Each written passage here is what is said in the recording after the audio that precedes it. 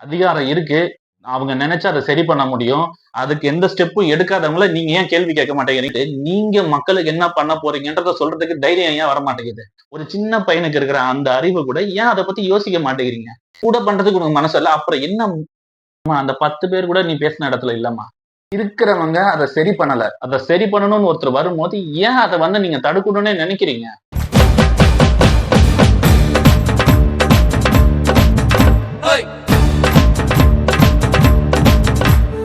Hi friends, welcome to nice flow channel. நம்மளோட சேனலுக்கு தொடர்ந்து உங்களோட சப்போர்ட்ஸ் கொடுத்துட்டு இருக்கீங்க. அதுக்கு ரொம்ப ரொம்ப ரொம்ப ரொம்ப நன்றி. இனி வரும் வீடியோஸ்க்கும் உங்களோட சப்போர்ட்ஸ் வேணும்னு நான் கேட்டுக்கிறேன். கண்டிப்பா உங்களுக்கு டைம் வேஸ்ட் ஆகாம என்டர்டைன்மெண்டா, மீனிங்ஃபுல்லா ஒரு குவாலிட்டியான வீடியோஸ் நம்ம சேனல்ஸ்ல கண்டிப்பா வரும். தயவு செய்து உங்களோட சப்போர்ட்ஸ் தொடர்ந்து கொடுங்கன்னு கேட்டுக்கிறேன். இந்த வீடியோவும் ஒரு யூஸ்ஃபுல்லான ஒரு மீனிங்ஃபுல்லான வீடியோ தான். தயவு செய்து ஸ்கிப் பண்ணாம பாருங்க. ஓய்! நீ மட்டும் தான் சம்பவம் பண்ணுவியா? நாங்களும் பண்ணுவோம்ப்பா! அப்படின்ற மாரி திருப்பூர் மக்களும் சரி, நம்ம கொங்கு மக்களும் சரி, செம்மையா சம்பவம் பண்ணிட்டீங்க. ரொம்ப சந்தோஷமா இருந்தது. அத விட முக்கியம் உங்களோட சேஃப்டி. அந்த ஒரு விஷயத்துல மனுஷன் கொஞ்சம் பதட்டமாயிட்டாரு. நம்ம அந்த சேஃப்டி லைன், அதாவது அந்த பேரிகேட்ஸ் தாண்டி போகணும்னு ட்ரை பண்ண வேணாம். ஏன்னா, அது வரைக்கும் தான் அந்த லிமிட். அத தாண்டி நம்ம போகும்போது அது ரொம்ப பிரச்சனையில கொண்டு போய் விட்டுரும். தயவு செய்து கூட்ட நெரிசல கட்டுப்படுத்துங்க. டீஹைட்ரேஷன் ஆக மாட்டீங்க. ஸோ கொஞ்சம் அந்த கூட்ட நெரிசல தவிர்க்க பாருங்க. அதுதான் ரொம்ப முக்கியம். உங்களோட சேஃப்டி எங்க எல்லாத்துக்குமே ரொம்ப முக்கியம். அதே மாரி விஜய் சார வந்து பைக்ல ஃபாலோ பண்ற நண்பர்கள், தயவு செய்து சேஃப்டியா ஃபாலோ பண்ணுங்க. டிஸ்டன்ஸ் மெயின்டெயின் பண்ணி ஃபாலோ பண்ணுங்க. அது ரொம்ப முக்கியம். தயவு செய்து இந்த விஷயத்துல கேர்ஃபுல்லா இருங்க. வழியில பாக்குற மக்கள் சீக்கிரமா பார்த்துட்டு கொஞ்சம் வழி விட்டீங்கன்னா தான் அவரு பிரச்சாரம் நடக்கிற இடத்துக்கு சீக்கிரமா போக முடியும். ஏற்கனவே அங்க வெயில்ல காத்துட்டு இருக்க மக்களுக்கு எந்த விதமான ஹெல்த் இஷ்யூஸும் வரக்கூடாது. அதே சமயம் டீஹைட்ரேஷன் ஆகாம இருக்கணும். அதுக்கு நீங்க கொடுக்குற அந்த டைம் ஸ்பேஸ் தான் ரொம்ப முக்கியம். அப்பதான் விஜய் சார் வந்து அந்த இடத்துக்கு குறிப்பிட்ட டைமுக்கோ இல்ல கொஞ்சம் சீக்கிரமாவோ அங்க ரீச் ஆக முடியும். ப்ளீஸ் உங்களோட சப்போர்ட் அந்த விஷயத்துல கொடுங்கன்னு நான் கேட்டுக்கிறேன். அப்புறம் லாஸ்டா போட்ட வீடியோஸ்ல நிறைய பேர் நெகட்டிவ் கமெண்ட்ஸ்ல அதுல முக்கியமா என்ன சொல்றதுன்னா, கூட்டம்லாம் ஓட்டா மாறாது. 2வது இன்னொரு விஷயம் என்னன்னா வந்து, தமிழ்நாடு வந்து சுடுகாடா மாறிடும்னு சொல்றாங்க. இப்ப மட்டும் எப்படி இருக்கு? எவ்வளவோ பிரச்சனைகள் நடக்குது. எவ்வளவோ வன்கொடுமைகள், எவ்வளவோ ஆணவ படுகொலை, சின்ன சின்ன விஷயங்கள்ல இருந்து எவ்வளோ பிரச்சனைகள நம்ம பார்த்துட்டோம். ஒருத்தர் நல்லது பண்ணணும்னு வர வர வந்து குறை சொல்லணும்னே நினைக்கிறீங்களா? அது ஏன்? சரி ஓகே. நீங்க அவர குறை சொல்றீங்க. அது 2வது பட்சம். அதிகாரம் இருக்கு. அவங்க நினைச்சா அதை சரி பண்ண முடியும். அதுக்கு எந்த ஸ்டெப்பும் எடுக்காதவங்கள நீங்க ஏன் கேள்வி கேட்க மாட்டேங்கிறீங்க? பதில் சொல்லுங்கன்னு நீங்க முன்னாடி வந்து நிக்க மாட்டேங்கிறீங்க. ஆக மொத்தம் நல்லது யாரும் பண்ணக்கூடாது. அப்படி பண்ண வந்தா நாங்க குறை சொல்லிட்டே தான் இருப்போம்னு நினைக்கிறீங்களா? அது ஏன்? ஒரு சின்ன பையன் ஒரு சின்ன பையன். அவன் வந்து மீடியால முன்னாடி வந்து சொல்றான். நம்மளுக்காக எல்லாத்தையும் விட்டுட்டு வராரு. உங்களால முடிஞ்சா அவருக்கு வந்து ஓட்டு போடுங்க. இல்லைன்னா ஏன் அவர வந்து இது பண்றீங்கன்னா, ஒரு சின்ன பையனுக்கு இருக்கிற அந்த அறிவு கூட ஏன் அத பத்தி யோசிக்க மாட்டேங்கிறீங்க? இருக்கிறவங்க அத சரி பண்ணல. அத சரி பண்ணணும்னு ஒருத்தர் வரும்போது ஏன் அத வந்து நீங்க தடுக்கணும்னே நினைக்கிறீங்க? உங்களால முடிஞ்சா சப்போர்ட் பண்ணுங்க. இல்லையா நீங்க யாருக்கு சப்போர்ட் பண்றீங்களோ சப்போர்ட் பண்ணிடுங்க. ஃபியூச்சர் ஒரு நாள் நீங்க செய்யற தவற சுட்டிக்காட்டும். அன்னைக்கு அத சரி பண்றதுக்கான வாய்ப்பு கிடைக்குமோ கிடைக்காதோ தெரியாது. எலக்ஷன் கேம்பெயின் நடந்துச்சு. நெறைய பேர் வந்து வாக்குறுதிகள சொன்னாங்க. அதே மாரி செயல் திட்டங்கள சொன்னாங்க. இந்த செயல் திட்டங்களும், வாக்குறுதிகளும் எப்படி இருக்கணும்? மக்களோட பிரச்சனைய தீர்க்கிற விஷயமா இருக்கணும். அதாவது நான் சோறு போட்டேன். அன்னைக்கு நான் அத பண்ணேன். அன்னைக்கு நான் இத பண்ணேன். நாங்க இதெல்லாம் பண்ணியிருக்கோம். அது ஒரு விஷயமும் கிடையாது. ஏன்னா அத செஞ்சுட்டீங்க. இருக்கிற பிரச்சனைக்கு நீங்க என்ன தீர்வு சொல்லப் போறீங்க? உங்களோட வாக்குறுதி என்ன? அதுக்கான செயல் திட்டம் என்ன? இன்னைக்கு இருக்கிற பிரச்சனை என்ன? படிச்ச படிப்புக்கு வேலை கிடையாது. கிடைக்கிற வேலையில சம்பளம் பத்தல. நெறைய பேத்துக்கு வேலையே கிடைக்க மாட்டேங்குது. விவசாயிகளுக்கு அவங்க உற்பத்தி பண்ற பொருள சேஃப்டியா வைக்கிறதுக்கு ஒரு இடம் இல்ல. நல்லது பண்ணணும்னு வந்தவங்கள விமர்சனம் பண்றதுனால என்ன புரோஜனம்? நீங்க அத விமர்சனம் பண்றத விட்டுட்டு, நீங்க மக்களுக்கு என்ன பண்ண போறீங்கன்றத சொல்றதுக்கு தைரியம் ஏன் வரமாட்டேங்குது?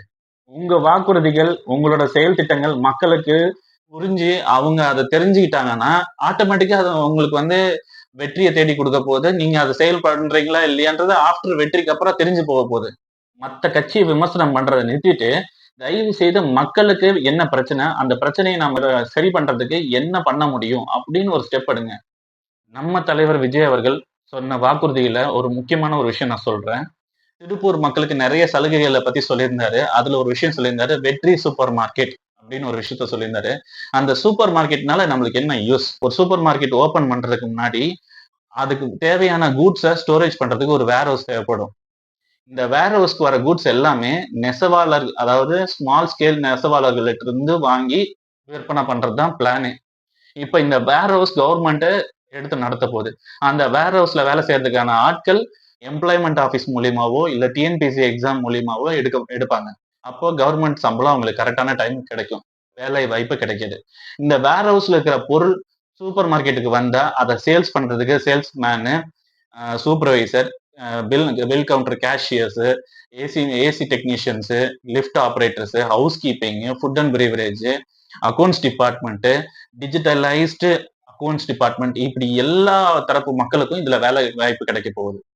இதை நம்ம கரெக்டா இம்ப்ளிமெண்ட் பண்ணி எக்ஸிக்யூட் பண்ணிட்டோம்னா அடுத்த கட்ட நடவடிக்கையா ஃபார்மர்ஸ் ஃபுட்டான சூப்பர் மார்க்கெட் வந்துடும். ஆனா உழவர் சந்தையோட பெரிய டிராபேக்கே என்னன்னா, விளைவிக்கிற பொருளை பாதுகாப்பான ஒரு இடத்துல வச்சு அதை கரெக்டா விற்பனை பண்றதுக்கான ஸ்கோப் இல்ல.